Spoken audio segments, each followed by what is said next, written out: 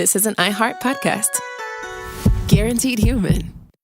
With no fees or minimums on checking accounts, it's no wonder that Capital One Bank Guy is so passionate about banking with Capital One. If he were here, he wouldn't just tell you about no fees or minimums. He'd also tell you about how Capital One cafes are open 7 days a week to assist with your banking needs. Yep, even on weekends. It's pretty much all he talks about, in a good way. What's in your wallet? Terms apply. See CapitalOne.com/bankguy. Capital One N.A., member FDIC. Work can be a little weird. Cringy training seminars, coworkers who won't stop talking about their plant, forgetting the mute button at an inopportune moment. We have to deal with a lot on any given workday. Sometimes it can feel hard to thrive and move forward in your career. Well, that's where LinkedIn comes in. LinkedIn helps you get ideas and insights from experts in your field, connect with people professionally, grow your network, and access tools designed to help you find the right fit for your next role. Whether you're just getting started, figuring out your next move, or looking to accelerate your career, LinkedIn is built to support you at every stage, because LinkedIn is the network that works for you. Visit linkedin.com/knowstuff to learn more. Hello, Australia. Hello, New Zealand. We're coming to see you. That's right. Are you psyched? I'm psyched, man. I'm ready to encounter all the deadly animals Yeah? that are going to be in our way. I'm ready to hug a koala bear. Buy a giant knife? I'm ready to play a didgeridoo. Yeah. What other weird tropes can we talk about? Well, we could probably drink a few oil cans of Foster, the national beer down there. Maybe a slab. I can't wait to get beat up by everybody for saying all this stupid stuff that we've said over the years. All right, everyone. We're super excited. Years in the making. We are coming to see you Saturday, September 1st at the Astor Theatre in Perth. Sunday, September 2nd, ICC in Brisbane. Monday, September 3rd at Goldfields Theatre in Melbourne. Thursday the 6th at Enmore Theatre in Sydney. And we're going to wrap it up in fine style at the Bruce Mason Theatre in Auckland, New Zealand. It is going to be a great time. Tickets are on sale now as of April 17th, and you can go to sysklive.com for more info and to buy tickets. See you soon. Welcome to Stuff You Should Know from HowStuffWorks.com.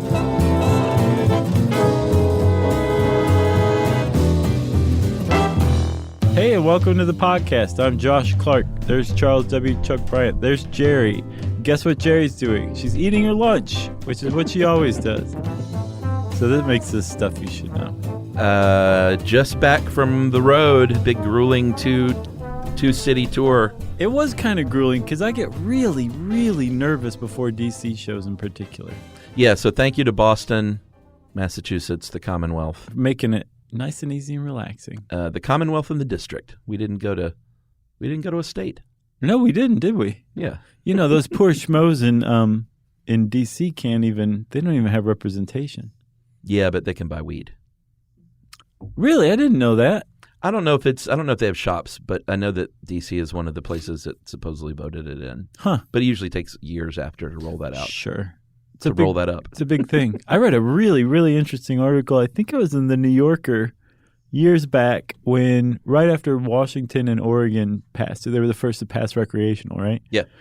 And I can't remember who it profiled or what state the guy was working for, but it was this guy who basically was like, okay, the voters voted this in, go figure out how to do this and like do it right so that we actually get rid of illegal weed and organized crime and all that stuff, but also don't hurt the alcohol lobby. Like this guy had so many interesting balls juggling in the air. Yeah. That it was a really great article. Check it out. I don't remember what it was called.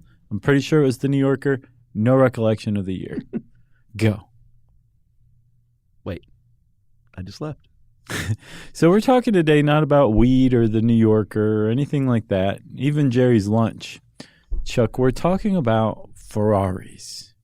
One of the most beautiful car lines. One of the greatest automotive manufacturers of all time. Yeah, it's funny. Dudes like you and I, obviously, there's one Ferrari to us. Although I have grown to appreciate other Ferraris over the years. Like the Ferris Bueller Ferrari sure. and some of those older cool ones.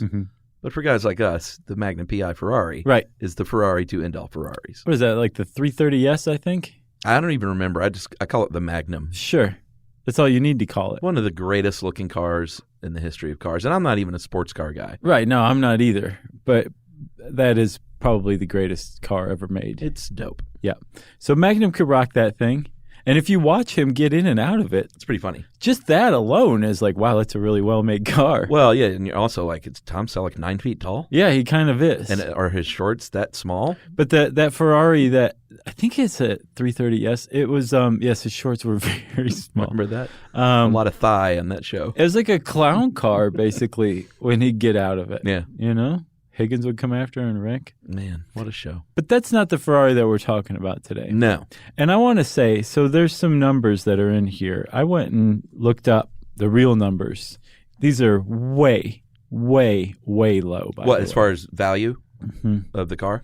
Yeah, if you want to get fascinated, everybody, even if you're not into Ferraris, just type in some of the names of the Ferraris that we're going to throw out there today in the years, and you will find an entire world out there of breathtakingly rich people who buy Greek tycoons. $500,000 cars. Yeah. You know? Yeah, I mean, people value different things, obviously. I've never been a guy that thought like a $75,000 car. I've always just thought, why would somebody spend that kind of money?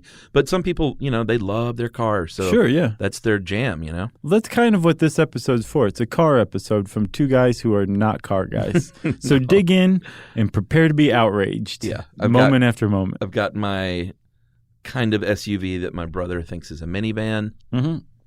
It's a crossover. Is that what they're called? No, a crossover is like a car and an SUV.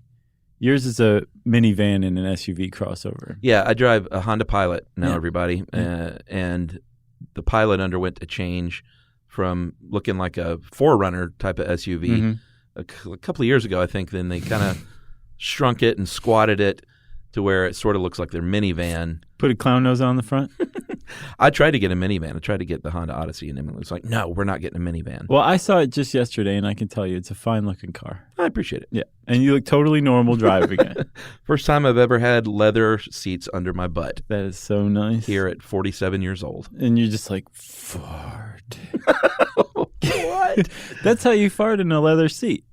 Classy like. Well, plus it doesn't absorb like those cloth seats. They get a little stinky. Oh, they do. Yeah. They do. And like it accumulates over time. You know what I mean? Yeah. That's why if you're ever going to buy a used car, everybody, which frankly I think you always should. Smell the seat? No. Just do yourself a solid and splurge on the leather because you can wipe those off. Right. But I do, everyone, take heart. I still am true to my roots. I have my pickup truck because it's paid for. Yeah.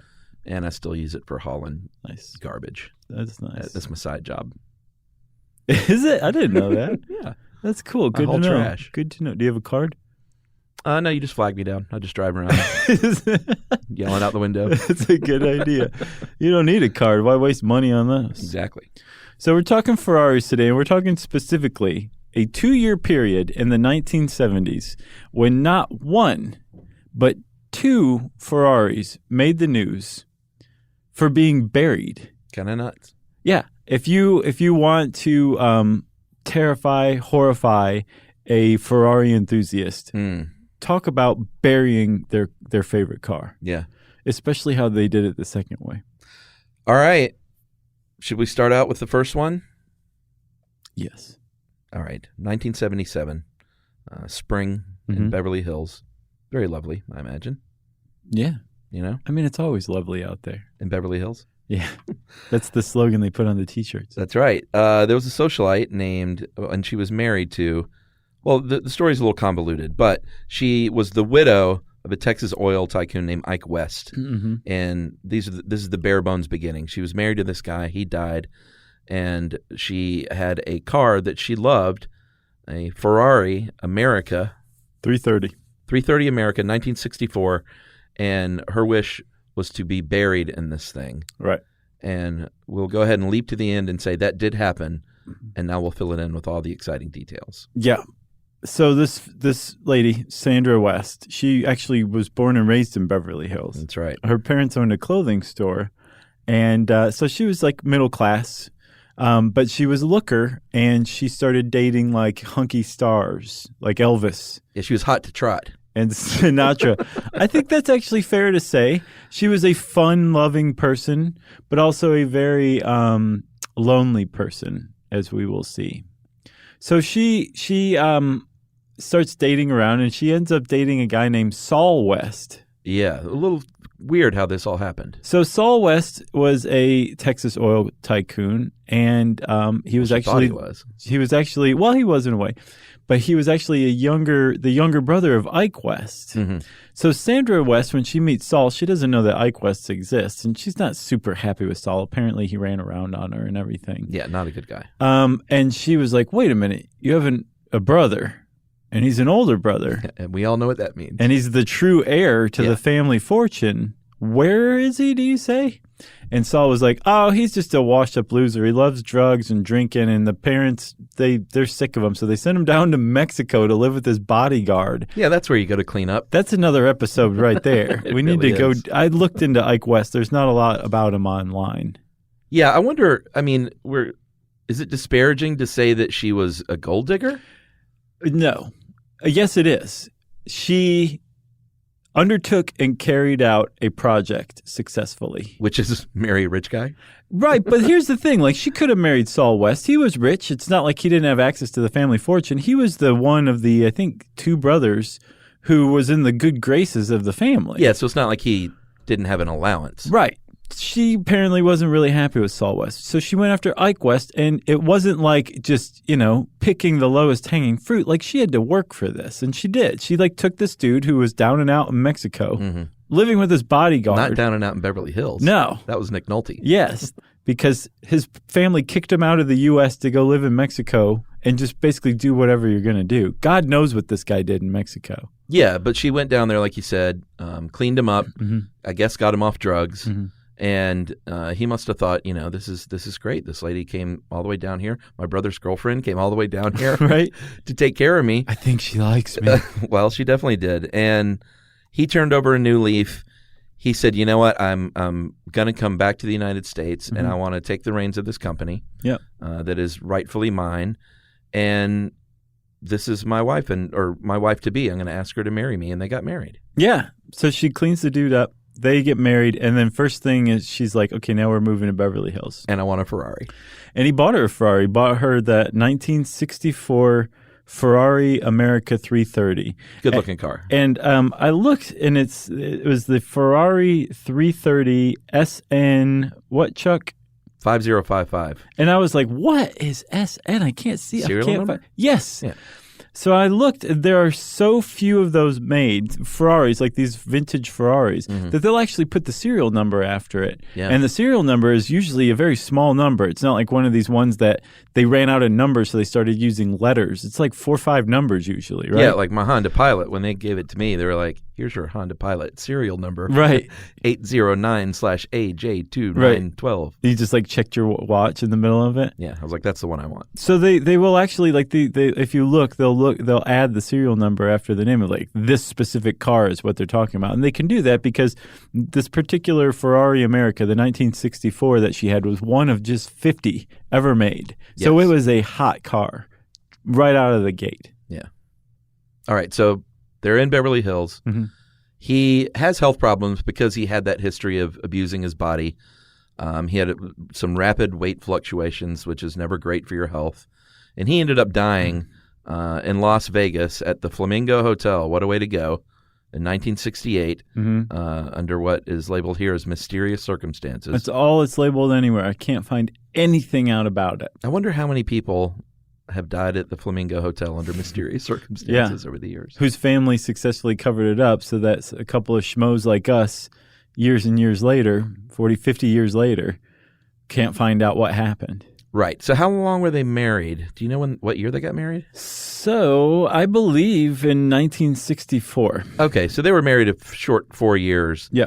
But nevertheless, Sandra West became heiress to that fortune. Yeah. She got Ike's claim to the company. Wow. His share went to her after he died, right? And that's the thing. You can say what you will about, her setting her sights on the true heir and him living pretty fast, but they appeared to very much love each other. He left her his share of the family fortune. She took his last name. She said that when she filled out a will, she wanted to be buried in Texas next to her husband. not in Beverly Hills where she was born and raised and spent most of her life. So they were like an actual real couple. So I have the impression that when he died, like there was something missing for sure in her life, especially considering that she is roundly known as a fairly a lonely person. Yeah, it was like me and Emily. I married her for her dowry. Right. As the daughter of a Central Ohio auto glass magnate. Right, but it's real, you know? That's right. So, well, maybe we should take, what were you about to say? I was laughing at auto glass magnate. That's what he does. Okay. Cineco Glass, everybody. Plug in father-in-law's company. Nice job. If you need someone to come out and you had a tree fall on your window, Rick will take care of you. That's nice. That is nice. Which he's going to be at our Cleveland show, by the way, which is great. He should be. It's like right there. Yeah. All right, maybe we should take a break because I see the words Engelbert Humperdinck in front of me. We'll come back and reveal the secret right after this.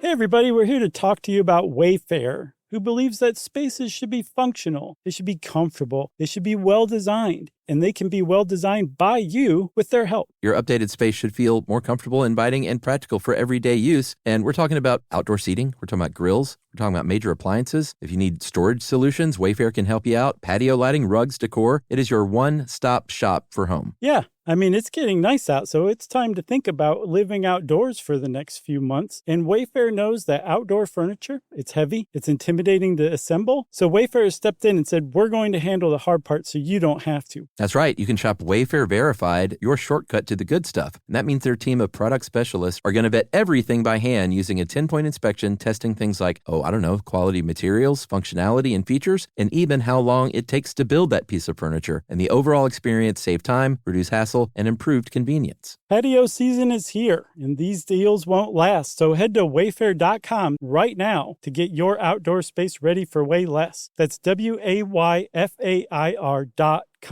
Wayfair, every style, every home. Hey everybody, I want to talk to you a little bit about Tide Evo because it represents over 10 years of innovation and product development. Tide Evo is a first-of-its-kind technology where tens of thousands of minuscule fibers are spun together to form a 6 times powerful layer packed with scrubbers, brighteners, pre-treaters, and fresheners. And that's going to deliver a breakthrough clean that's so powerful it feels like magic. Yeah, it is kind of like magic. Tide Evo is revolutionary. A 100% concentrated, waterless laundry tile that's made of compressed microfiber soap layers rather than liquid or powder. And it's not like pods or sheets because it uses 6 layers of detergent fibers to deliver superior cold water cleaning without plastic packaging of any kind. And it provides a mess-free, lightweight solution that dissolves lickety-split. So whenever you run into a laundry challenge, turn to Tide Evo. It's revolutionary, it's magic. Try new Tide Evo. Real laundry magic.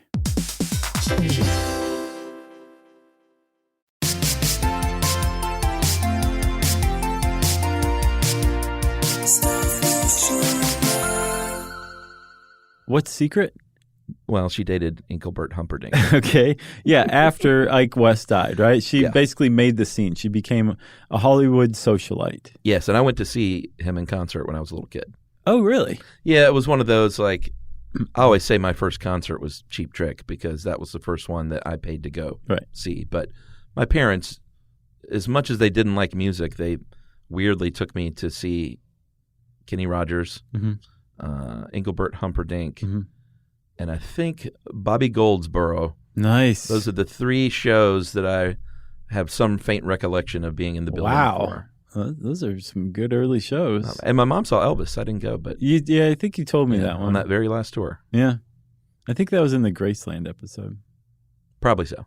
So, yes, Engelbert Humperdinck is one of the people she dated. She made a name for herself dressing up as the Texas rodeo queen, wearing like fringy stuff with rhinestones and a cowboy hat. She went down to Rodeo Drive, and we should say that she was like a genuine, legitimate, dyed-in-the-wool car enthusiast. Not only did she have that America 330, she also had a GTS. Yeah. No, I'm sorry, a 365 GT and a dyno. Or is it a Dino? Do you know? I think it's probably Dino. Okay, and a Dino. She had 3 Ferraris, plus also a Stutz Blackhawk. I didn't look that up. What's that? It is, so Elvis liked that car a lot, actually. It looks like a luxury land yacht married a muscle car, and that's what came out. You should look it up. Elvis. It's a neat car. Yeah. But apparently it got like 8 miles to the gallon. Well, that's also why Elvis loved it. And it weighed like 2.5 tons. I don't want an efficient car, man. That's pretty good. So, she would do crazy things like, well, I mean, this isn't super crazy, but she would bop around town in that Ferrari and like go to the Chasen's in Beverly Hills and order a burger to go and speed out of there in her Ferrari in her rodeo outfit. So she was sort of well known in town as a bit of an eccentric. And by that, I think we mean she liked pills a lot. Well, too. Sure. It was the 70s. So, yeah. So she lived fast, but she had fun, I guess is the way to put it, right? Lived fast, died young. She did die young. So in her America, she got into a car wreck and sustained some injuries. And she seemed to be on the mend. She was getting better. But she, from what I understand, she was given a nurse and a doctor to oversee the drugs that she was taking as a result of the car wreck while she was mending. And then one night, I guess she had taken too much, or else she got her hands on some other drugs, and she overdosed apparently on codeine and barbiturates from what I saw. Yeah, very sad. However, this is where the story gets a little strange. That was in 77 when she passed. And in 1972, 5 years previous, she actually thought ahead of time and said, I want to be buried next to my husband. See? In my lace nightgown by Porter Loring, who was, I guess, just the go-to mortician. Hot mortician. In San Antonio. And I want to be buried in my Ferrari with, and this is a quote, with the seat slanted comfortably. Yeah. She didn't want to be sitting straight upright for eternity. Of course not. So here's the thing. For her will to be carried out, it fell to her brother-in-law / ex-boyfriend, Saul West. Saul was not very amused by the prospect of having to do this. Oh, I'm sure he was like, are you kidding me? So after all this? Yeah, because not only is it bearing a Ferrari, the other Ferraris got auctioned off for ridiculous amounts of money. Some of her jewelry after her death was auctioned off for things. I think one of them was like $350,000 in 1977 dollars for one of her rings. Wow. Another one was like $150,000 for another ring, and her Ferraris were auctioned off. So her estate was being liquidated. The idea of burying one of these cars with her, who I would guess he probably didn't like very much. Yeah. That was bad enough. But on top of it, this funeral was going to cost about $15,000 in 1977 dollars. Right. So he went to a judge and said, this lady was wacko. There's no way I should have to do this. Judge now. And the judge was like, all right, wait, we're going to put a hold on all this. Let's put Mrs. West on ice in a mausoleum. Like literally. And we're going to sort all this out. So they did. Yeah, so her physician, Dr. Raymond Weston, had to testify and says, well, she was a bizarre woman for sure. And he described her as a psychotic with a tendency toward paranoia and hallucination. Mm-hmm. But the judge was like, it really doesn't matter. If these were her wishes, then it's legally, we have to carry them out. So the final ruling came down that, yes, we are going to bury this woman in her Ferrari. Right, and by we, I mean you, Saul. Yeah, the judge was not involved in that part. Man. So Saul did it. He hired Porter Loring as Sandra had stipulated, and they shipped the Ferrari out from Beverly Hills to be outfitted with Sandra, who was wearing her lace nightie, put into the car. Mm-hmm. And then put on into a casket, an enormous, giant casket, and then taken by train out to the graveyard where a crane was waiting. Oh, the Ferrari was in a casket? Yeah, they put the whole thing in a casket. Wow. Well, I guess that makes sense. Sure it does. It's a big old casket. Didn't Elon Musk send up? Oh, no, of course, that was a Tesla. Right. I was like, wait a minute, wasn't there a Ferrari in space? No, it's a Tesla. Yeah, that would have not made any sense whatsoever. No.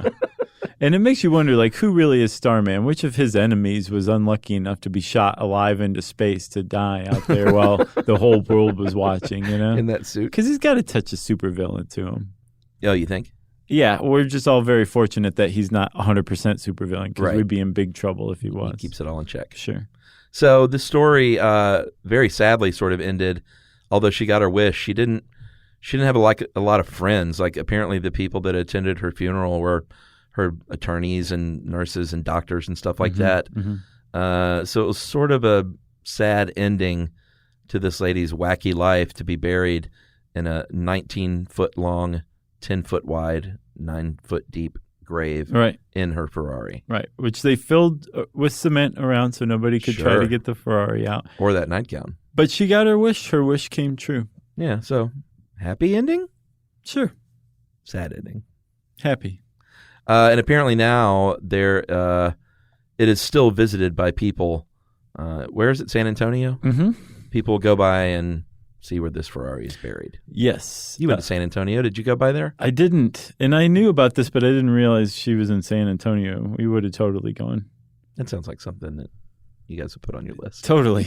Well, it's on the list now. I'll tell you that. Should we take a break? No. Should we barrel into the second one and then take a break? Yeah. All right. We stay in California because that's where this kind of crazy stuff happens. Well, we have to go back to California because we were just in San Antonio Good point. watching the 300 spectators watch Sandra West get buried. It was really weird. That's right. So we go to South Central Los Angeles, the West Athens part, and I didn't know where West Athens was until I looked it up. 119th Street, roughly. It's sort of By the 110, right? yeah. It's kind of like east of Hawthorne. Mm-hmm. I have no idea what you're talking I about. know. I just made up that 110 thing. I looked it up too, though. I was like, because I had seen it referred to as South Central, but then everything else said West Athens, and I'm like, what is that? So I looked. You It's know like where Beverly Hills and Hollywood are, and that's it, right? pretty much Yeah. in Venice. Sure. Venice by the Beach. water. But it's like in the south part of South Central, the southwest part of South Central, I think. That seems about right. Okay. Near, yes. Okay. All right, so we're oriented. And there's a staff reporter from the LA Times named Priscilla Paynton who's going to figure in because she kind of covered this story in depth. And, well, this story is a little weird. We're going to tell you the story, but the story is not quite accurate. But we're going to go Not ahead. quite what it seems. Yeah, we're going to go ahead and tell it as it was originally written. Which is what people thought it was for decades and decades. That's right. So there were some kids digging around in the dirt in their neighborhood, which is what kids are to do. There's probably a little horseplay. I'm sure one kid was probably self-conscious. There was a lot of kid stuff going on. Lots of kid stuff. And they were digging around and they felt something not too deep that felt hard and said this, I guess they probably brushed some dirt away and said, hey, this looks like maybe the roof of a car. Right. That's a weird thing to find at 119th Street. That's kind of a weird thing to find anywhere buried underground, you know? Yeah, so they got a cop involved pretty quickly, which was, a great thing for these kids to do. I wouldn't have done that. Yeah. I would have gotten a shovel and seen what was going on. Oh, yeah? Oh, sure. So, okay, well, these kids were a little more do-gooder than you, apparently, Yes. right? So they flag down a cop, and then the next thing you know, there's two detectives on the scene.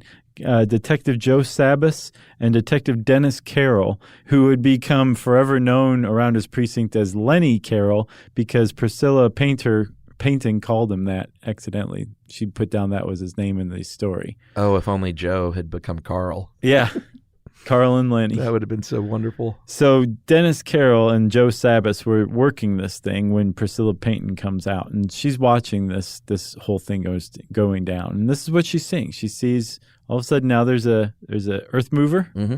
There's a whole bunch of sheriff's deputies with shovels. Also earth movers? Sure, Yeah. but different kind, And they're digging around this car, and they're getting more and more dirt off of it. And Sabas and Carroll see that there's a car under there, but it's covered in like rugs and plastic. And somebody tried to kind of entomb the car, or mummify it, I guess is how one of the guys from Jalopnik put it. Yeah. And what it was a Dino 246 GTS. Mm-hmm. And this also had a serial number, 07862. Yeah. And they kind of dug through the car. They eventually got it out. They dug through the trunk. There was no one buried in it. There No. were no drugs or big suitcases of cash or something you might expect to find in a buried Ferrari. Yeah, who would just bury a Ferrari? This Yeah. became an actual huge question. Well, they ran the plates and found pretty quickly that it had been stolen, that it was listed as stolen. And so they started digging into it, right? Literally. They did. Yeah. That was a good catch. Yes. So they found that back in 1974, this was 1978. In 1974, the car had been reported stolen by the original owner, a man named Rosendo Cruz. Mm-hmm. And Rosendo Cruz and his wife had gone to dinner at the Brown Derby on Wilshire for their anniversary. Yeah, well, we should point out, though, as originally reported, they said that it was in surprisingly good condition. Okay, this is Priscilla Payton saying that in the Los Angeles Times. Kind of an important key little clue here. Right, okay. So at the Brown Derby, Rosendo Cruz and his wife were celebrating their anniversary, and he had just bought her recently a car, I think for her birthday or something like that. Mm-hmm. And he was doing pretty well, apparently. He was a plumber by trade. I would guess he owned his own company. But he had bought his wife a Ferrari that at the time had cost about $22,000 is how much it had set him back, which is well over $70,000 in 2017. Yeah. Okay. So when they got there, he had noticed that the valet was looking a little too anxious to get the keys from him. And he's like, I'm not letting these guys get Ferris Bueller my car. And his wife was like, what does that mean? He's like, just give it a decade or so. Yeah. And you'll see. So he decided to just go park it himself on Wilshire Boulevard. And he Much did. safer. Yeah, good idea. Yeah. And so when he came back, the car was gone. That's right. The car was gone. There were no leads as to who took it, as far as the detectives were concerned. And Farmers Insurance Group said, you know what, we're going to pay this thing off at a loss of that $22,500 dollars to the legal owner, which at this point was the Bank of America. Very, very big point as Yeah. well. Okay. So basically what you just said, the upshot of it is they said, okay, we looked into it. The car was stolen. It's gone. Farmers Insurance, you need to pay the owner of the car, which is the bank, and it's all just done. This is 4 years prior, right? That's right. So when the car turns up, like you said, Priscilla Payton, well, you want to take a break? Nice cliffhanger. Okay.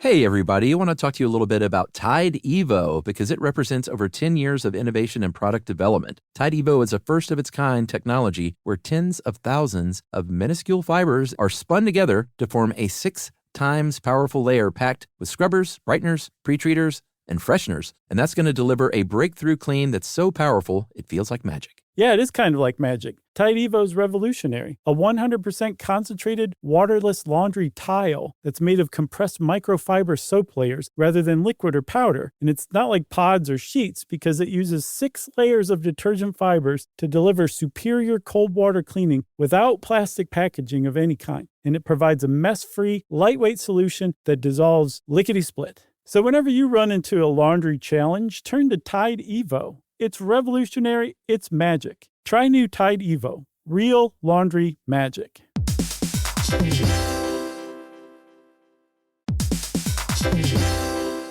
Hey, everybody. When you're at work, you never know when you're going to get interrupted, like when an office fire drill happens right in the middle of your presentation, or maybe construction is going on just outside your window. But with the Dell Pro laptop powered by Intel Core Ultra with vPro, no matter how many interruptions you have, your laptop won't be one of them. Yeah, with a battery that's optimized for the way you work and built-in intelligence that quiets distractions the moment you're trying to focus, your tech won't slow you down, even when you're getting bounced from an office you forgot to reserve. The Dell Pro, built for those who stay in the flow. Find technology built the way you work at Dell.com/Dell-Pro. Built for you.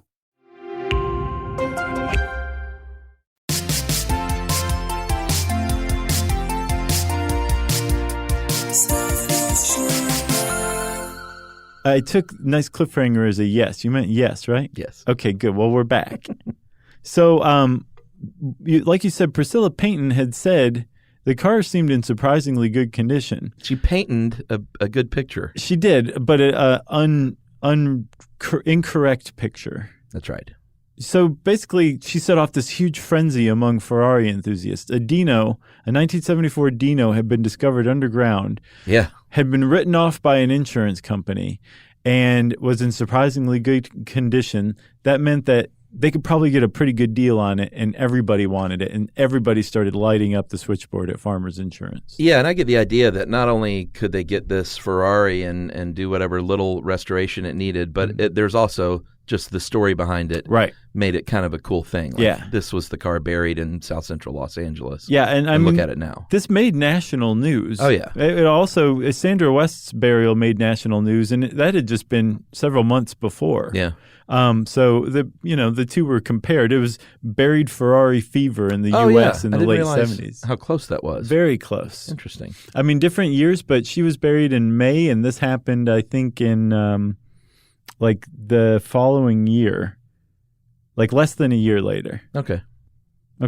All right. So the car actually was not in good shape at all. No. To say the least. There were, and boy, I love this. This is why it's a Ferrari. 21 layers of paint, 14 layers of primer, 7 layers of paint.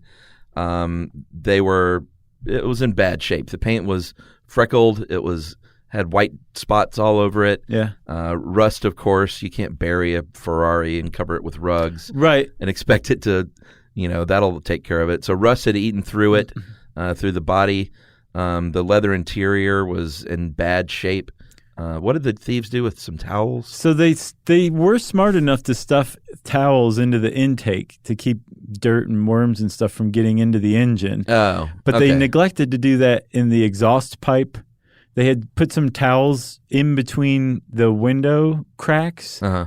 I but guess then they didn't to roll the hang windows it, up? I think to dangle the towels over the outside. Oh, okay. But then didn't roll the windows all the way up. So they weren't doing a very good job. But in their defense, they had to bury a Ferrari in the middle of Los Angeles. How did this not get noticed? I don't know. But the cops, when they canvassed the area, the neighbors were like, we have no idea. That's nuts. The residents of the house were renters, and they'd only lived there for 3 months. They had no idea. So the cops just basically were like, well, it's a stolen car that was already written off. It's a done case. We're not going to break our backs trying to find out what happened here. It's pretty obvious what happened here. Yeah. So they sent it off to Farmers.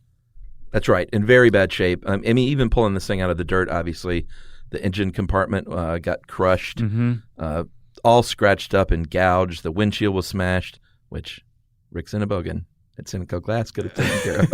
Right. Could have fixed you right up. Fixed you right up in an afternoon. Actually, probably not, because I imagine a Ferrari windshield like that is pretty hard to come by. Yeah. Sorry, Rick. But the idea that someone could restore this thing was not true, seemingly. Yeah, and Farmers was getting such so many calls, and we're having to deal with the public on such like a large scale that they decided to just put it on display. Right. So anybody who called in inquiring about it, they said, well, here's the address. You can actually go bid on it if you want it. And people did. But they didn't really make too many serious bids. They mostly just stripped the car as best they could. Yeah. Somebody took the dipstick even, this Jalopnik article said. I wonder if that was just, let me get a piece of this thing, or if it was like, I can't find a dipstick for my maybe both. Dino.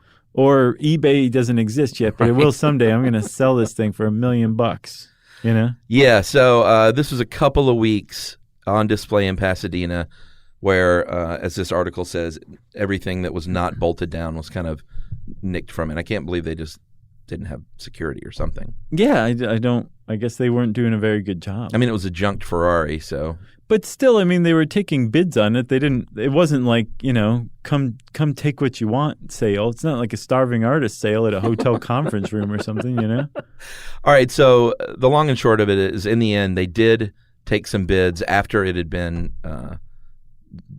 scrapped and gouged by onlookers. Right. So here's where the legend kind of picks up again, right? You've got this car that has like a legendary status already, but it's also totally tragic. Yeah. If you are a Ferrari enthusiast, this is a sad, sad story.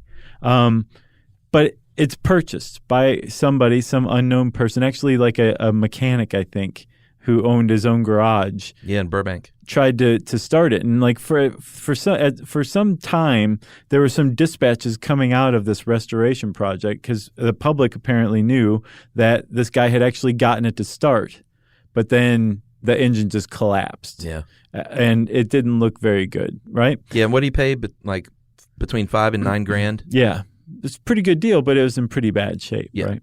So after that, the Ferrari just kind of disappears for a little while.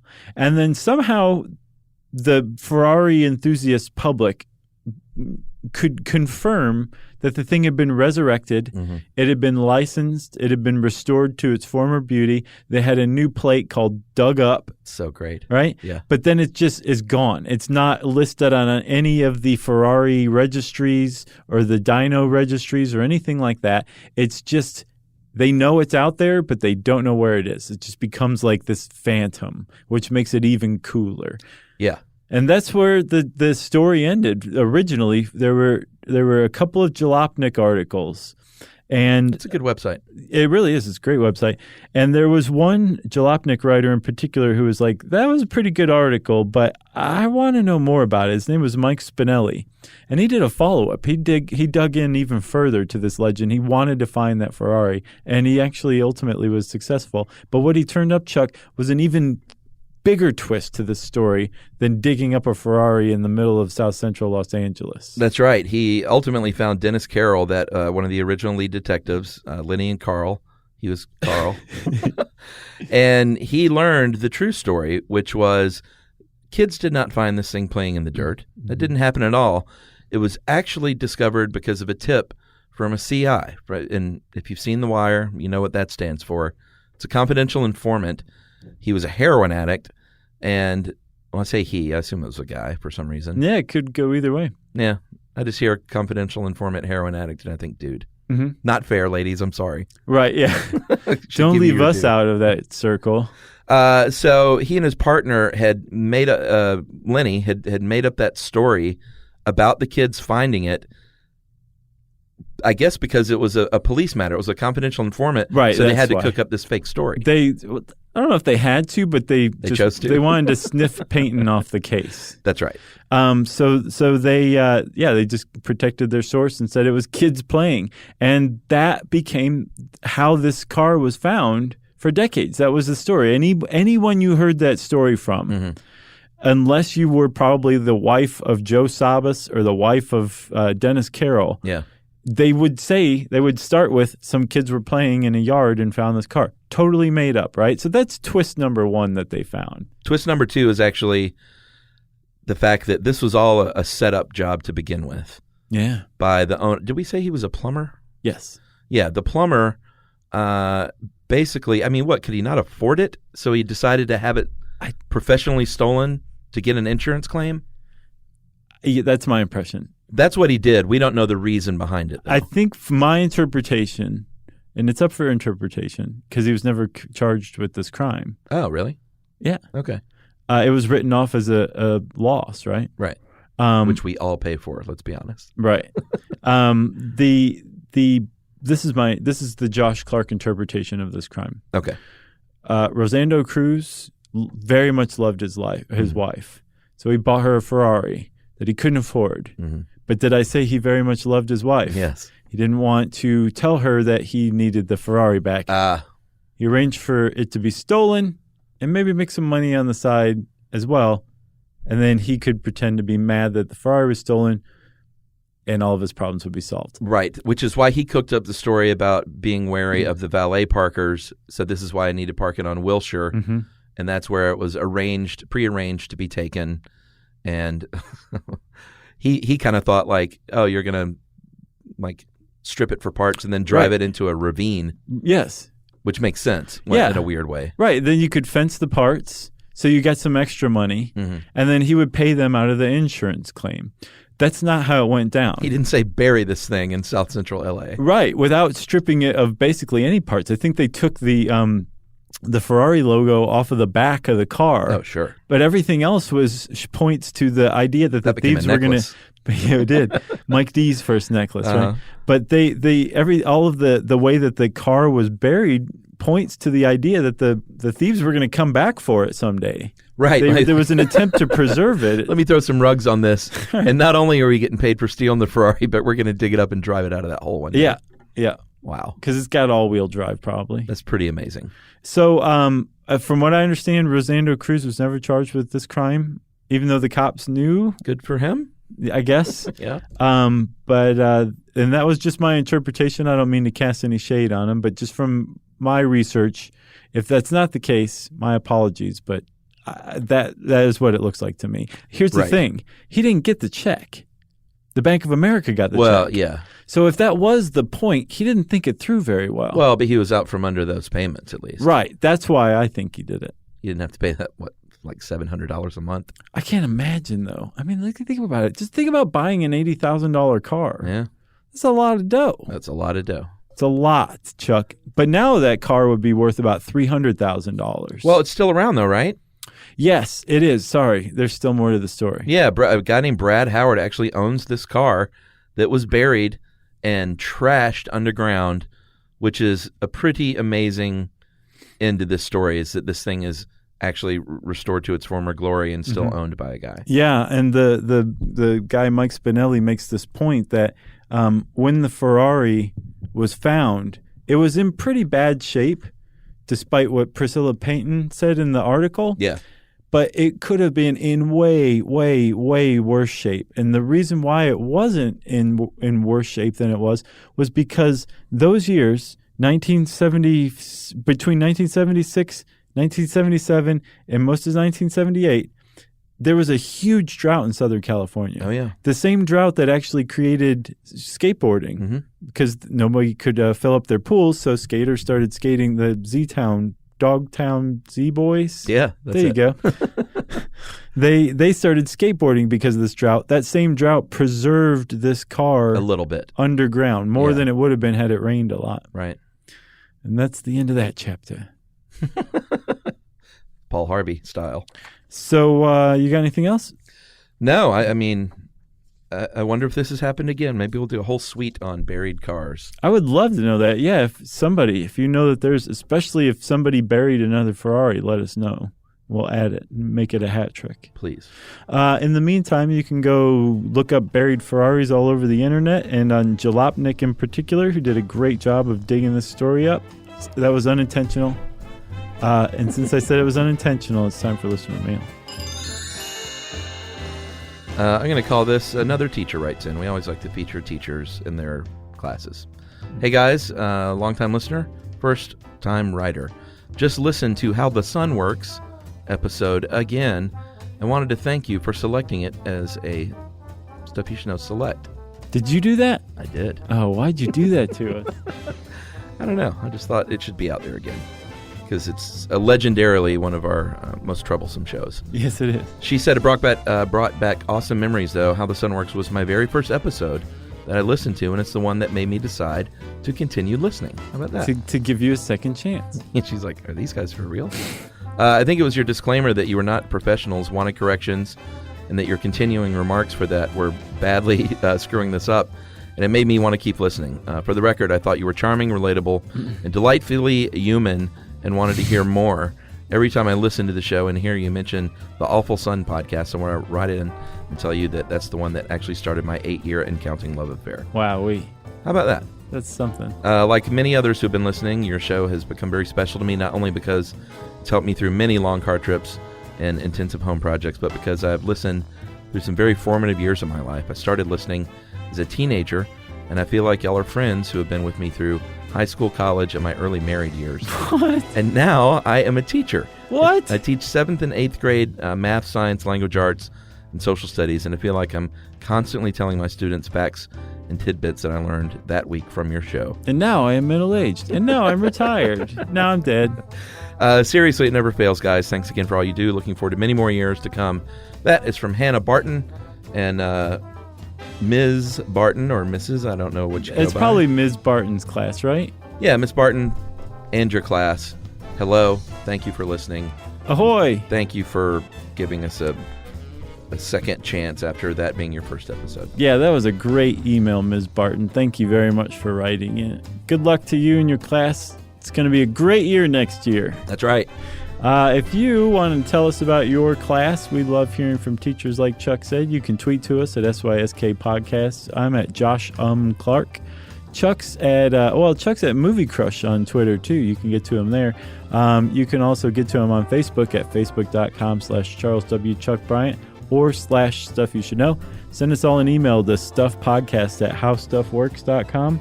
And as always, join us at our home on the web, stuffyoushouldknow.com.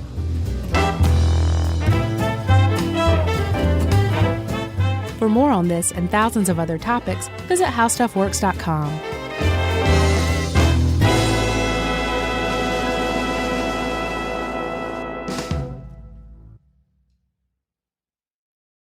If audiobooks are your thing and you've been meaning to listen to more of them, you should check out a podcast called Earsay, the Audible and iHeart Audio Club, hosted by Cal Penn. Each episode spotlights standout audiobooks on Audible across all kinds of genres: sci-fi, comedy, romance, thrillers, and more, with Cal talking to guests who help break down what makes each story worth listening to. It's a fun, easy way to discover your next great audiobook. Check out Earsay on the iHeartRadio app, Apple Podcasts, or wherever you get your podcasts. Introducing the all-new Mazda CX-5, featuring more connection. Hey Google, where's the nearest Pilates class? Safety that has your back. More discovery on the scenic routes. More passion in the details. And more control in changing weather. The all-new Mazda CX-5. More to move every side of you. See it in 5 films at MazdaUSA.com/5sides. Google is a trademark of Google LLC. Sequences shortened and simulated. This is an iHeart podcast. Guaranteed human.